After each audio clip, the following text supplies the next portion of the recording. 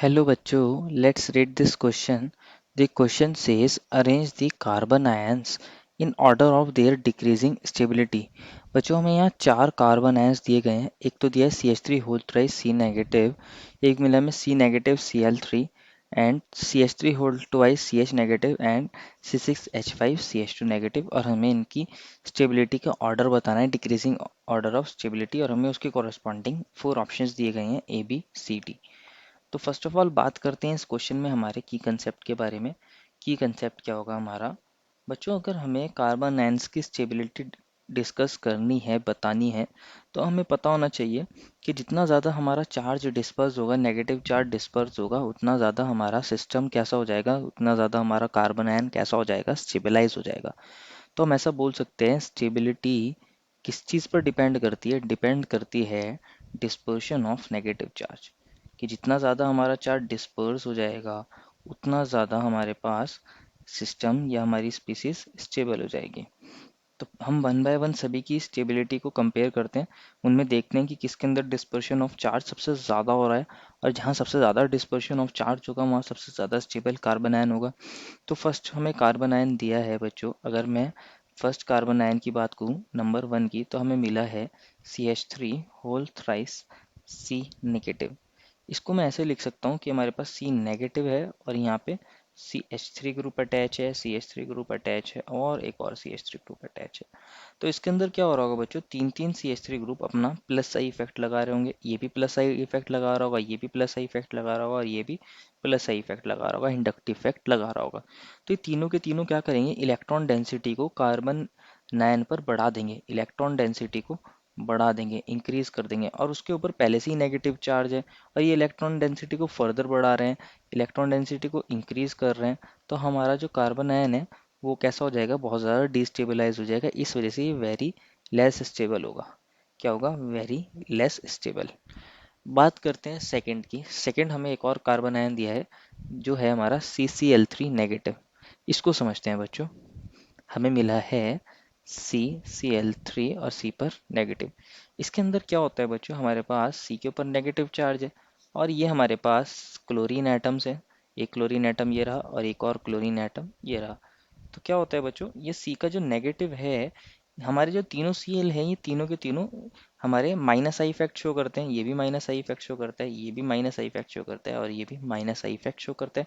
तीनों इलेक्ट्रॉन क्या है, विदड्रॉइंग ग्रुप्स हैं। तो तीनों के तीनों यहाँ इलेक्ट्रॉन डेंसिटी को डिक्रीज कर देंगे, इलेक्ट्रॉन डेंसिटी को डिक्रीज कर देंगे। फर्दर मोर क्या होता है, हमारे पास जो क्लोरीन एटम्स होते हैं उनके पास वैकेंट डी ऑर्बिटल होता है। क्या होता है बच्चों? वैकेंट डी ऑर्बिटल होता है। तो जो हमारा कार्बन आयन है बच्चों, वो क्या कर सकता है, इजीली अपने नेगेटिव चार्ज को, अपने इलेक्ट्रॉन्स को इस वैकेंट डी ऑर्बिटल में डिस्पर्स कर सकता है। इसी तरह हमारे पास ये वाला Cl है, इसके पास भी डी ऑर्बिटल होगा, और सिमिलरली इस वाले Cl के पास भी डी ऑर्बिटल होगा। तो ये तीनों Cl के अंदर अपने नेगेटिव चार्ज को इजीली डिस्पर्स कर सकता है, इजीली डिस्पर्स करेगा। तो यहाँ इलेक्ट्रॉन डेंसिटी बहुत ज़्यादा डिक्रीज कर जाएगी कार्बन आयन पर। इलेक्ट्रॉन डेंसिटी डिक्रीजेस, बहुत ज़्यादा डिक्रीज कर जाएगी, वेरी मच।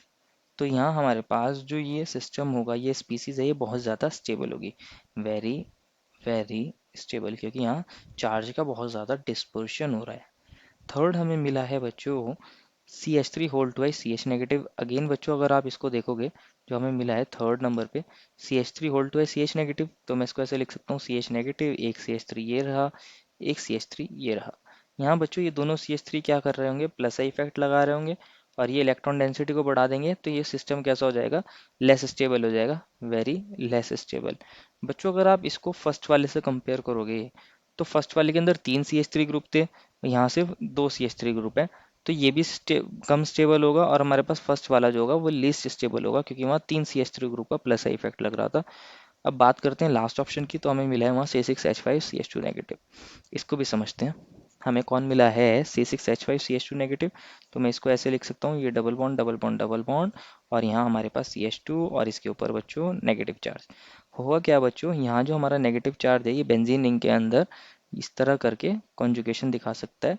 ये नेगेटिव पाई, नेगेटिव चार्ज यहाँ शिफ्ट हो जाए, ये पाई बॉन्ड यहाँ शिफ्ट हो जाएगा, तो हमारे पास ये बन जाएगा CH2 डबल बॉन्ड, और यहाँ पे क्या आ जाएगा बच्चों, ऑर्थो पोजीशन पे नेगेटिव चार्ज, ये डबल बॉन्ड अगेन क्या हो सकता है, यहाँ पे शिफ्ट हो जाए तो ये पैरा पोजीशन पे नेगेटिव चार्ज शिफ्ट हो जाएगा तो एक अगेन एक और रेजोनेटिंग स्ट्रक्चर बन जाएगा, डबल बॉन्ड CH2, और यहाँ पे डबल बॉन्ड और पैरा पोजिशन पे नेगेटिव चार्ज। अब फर्दर क्या हो सकता है, हमारे पास ये double bond CH2 as it is रहे, ये नेगेटिव चार्ज बच्चों यहाँ चला जा, और ये और पाई बॉन्ड यहाँ शिफ्ट हो जाए ऑर्थो पे, तो ऑर्थो पे नेगेटिव चार्ज आ जाएगा, यहाँ पाई बॉन्ड, ये पाई बॉन्ड, एंड लास्टली क्या होगा, ये नेगेटिव चार्ज वापस यहाँ जाए और ये पाई बॉन्ड CH2 के ऊपर शिफ्ट हो जाए। तो हमारे पास बच्चों यहाँ 5 रेजोनेटिंग स्ट्रक्चर बन रहे हैं। कितने रेजोनेटिंग स्ट्रक्चर बन रहे हैं हमारे पास, 5 रेजोनेटिंग स्ट्रक्चर बन रहे हैं। तो ये भी सिस्टम हमारे पास, इसके अंदर भी हमारे पास इलेक्ट्रॉन्स का नेगेटिव चार्ज का डिस्पर्शन हो रहा है, ये भी सिस्टम कैसा हो जाएगा, स्टेबल हो जाएगा। अब बात करते हैं ऑर्डर ऑफ स्टेबिलिटी की। बच्चों हमें इतना तो पता चल गया, फोर्थ सिस्टम हमारा जो है, fourth species, fourth carbon ion stable है और सेकंड कार्बन आयन भी स्टेबल है। लेकिन वहीं मैं बात करूं सेकंड की, तो सेकंड के अंदर क्या हो रहा है, तीन तीन Cl के पास वैकेंट d ऑर्बिटल हैं और उसमें हमारे नेगेटिव चार्ज का बहुत ज़्यादा डिस्पर्शन हो रहा है। तो ये जो होता है हमारे पास सेकंड, ये हमारे पास रेजोनेंस वाले से भी ज़्यादा स्टेबल होता है जो हमारा फोर्थ में हो रहा है, जहाँ हमारे पास रेजोनेंस स्टेबलाइज कार्बन आयन बन रहा है, ये उससे भी ज़्यादा स्टेबल होता है, तो ये वेरी मच स्टेबल होगा। तो रिलेटिव ऑर्डर ऑफ स्टेबिलिटी में सबसे ज़्यादा स्टेबिलिटी किसकी हो जाएगी, हमारे पास सेकंड की हो जाएगी और उससे कम फोर्थ की हो जाएगी। अब बात करते हैं फर्स्ट और थर्ड की। तो थर्ड ज़्यादा स्टेबल है एज कम्पेयर टू फर्स्ट, क्योंकि फर्स्ट के अंदर हमारे 3 CH3 group plus I effect लगा रहे होंगे। तो हम इसको देख लेते हैं कि हमारे पास क्या बन जाएगा ऑर्डर ऑफ स्टेबिलिटी। सबसे ज़्यादा CCl3 नेगेटिव, उससे कम C6H5CH2 नेगेटिव, उससे कम कौन होगा बच्चों, CH3 whole twice CH negative, and least stable carbon ion कौन सा होगा बच्चों, CH3 whole thrice C negative. इसको हम अपने ऑप्शन में चेक कर लेते हैं, कहाँ दिया है बच्चों हमें ये वाला ऑप्शन, हमें ऑप्शन नंबर बी के अंदर दिया है। Therefore final answer is option number B. I hope you understood it well and best of luck.